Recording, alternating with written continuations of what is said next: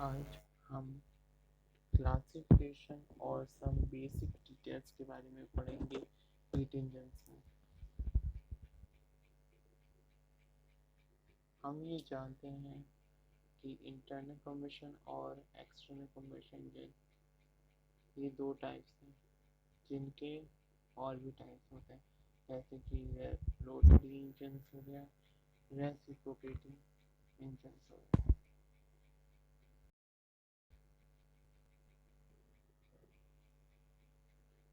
और भी ढेर सारे टाइप्स ऑफ हीट इंजन्स होते हैं इसमें।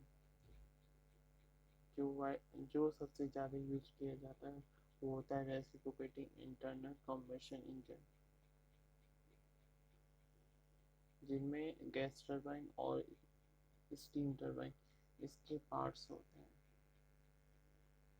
स्टीम इंजन जो होता है वो स्लो फेज में होता है। जो रेसिप्रोकेटिंग इंटरनल कंबशन इंजन होता है वो एंजॉय करता है एडवांटेजेस को ओवर दी स्टीम इंजन के मुकाबले, क्योंकि इसमें एब्सेंट होता है heat exchange in the passage of the working fluid. इसलिए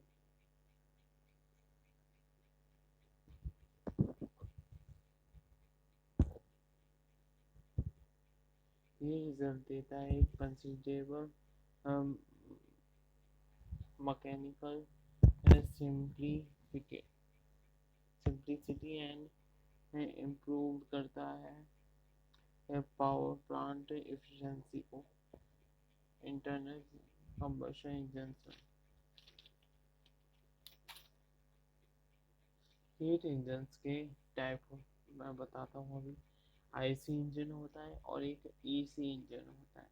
आईसी इंजन में होता है रोटरी और रेसिप्रोकेटिंग, जहाँ पे रोटरी में कई टाइप्स होते हैं, ओपन साइकिल गैस टरबाइन और वैंकल इंजन, जबकि रेसिप्रोकेटिंग के होते हैं गैसोलीन इंजन और डीजल इंजन। जहाँ जबकि ईसी इंजन्स में होते हैं रेसिप्रोकेटिंग और रोटरी इंजन। रेसिप्रोकेटिंग में टाइप्स होते हैं स्टीम इंजन और स्टर्लिंग इंजन, जबकि रोटरी में होते हैं स्टीम टरबाइन और क्लोज्ड साइकिल गैस टरबाइन। और भी बहुत सारे एडवांटेजेस होते हैं रेसिप्रोकेटिंग इंटरनल कंबशन इंजन्स के, जिनमें से दो हैं हर एक कंपोनेंट्स इनमें से हर एक कंपोनेंट्स वर्क करता है एवरेज टेम्परेचर पे, जो काफ़ी कम होते हैं, मच लो होते हैं मैक्सिमम टेम्परेचर के मुकाबले, और वो भी वर्किंग फ्लूइड में।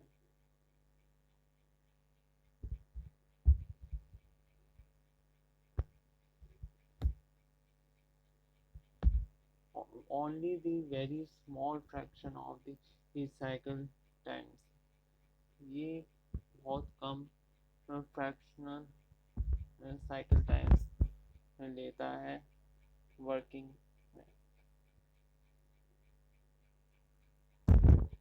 जबकि जो हाई वर्किंग फ्लूइड टेम्परेचर होते हैं वो एम्प्लॉयड किए जाते हैं रिजल्टिंग हाई थर्मल एफिशिएंसी के लिए। जहाँ तक कि हम इंटरनल कंबशन इंजन की बातें करते हैं, हायर थर्मल एफिशिएंसी ही ऑब्टेन होती है इंटरनल कंबशन इंजन में, और वो भी काफ़ी moderate hate maximum working pressures के द्वारा फ्लूइड में, जिसके कारण वेट ऑफ पावर रेशियो जो होता है वो क्वाइट लेस होता है compare to steam turbine power plants की।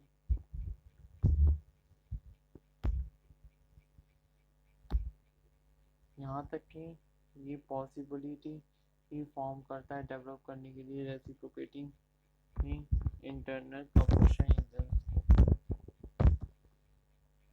जिसमें काफ़ी कम पावर आउटपुट की ज़रूरत होती है,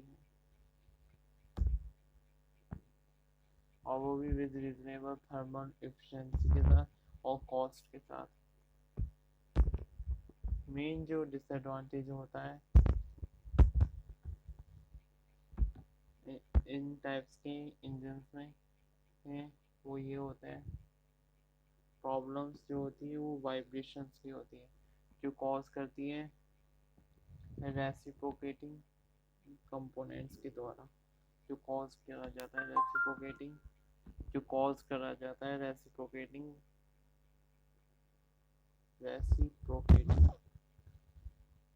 कंबशन कंपोनेंट्स के द्वारा। यहाँ तक कि ये पॉसिबिलिटी भी फॉर्म नहीं करता है वेरियस टाइप्स ऑफ फ्लूइड्स में, बस सिर्फ लिक्विड और गैसोलीन फ्लूइड्स देते हैं स्पेसिफिकेशंस इन इट, इसमें इफेक्टिवली यूज होते हैं, जिसके कारण इनकी एक्सपेंसिव कॉस्ट भी काफ़ी ज़्यादा बढ़ जाती है।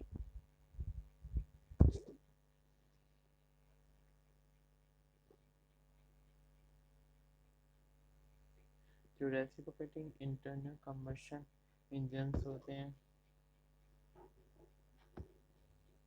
वो फाउंड होते हैं सुटेबली इन ऑटोमोबाइल्स में, मोटरसाइकिल्स में, स्कूटर्स में, पावर बोट्स में, शिप्स में, लो स्पीड एयरक्राफ्ट्स में, लोकोमोटिव्स में, ये पावर यूनिट्स, क्योंकि इनकी जो पावर यूनिट्स होती है वो रिलेटिवली ही काफ़ी स्मॉल आउटपुट देती है इससे। Thank you.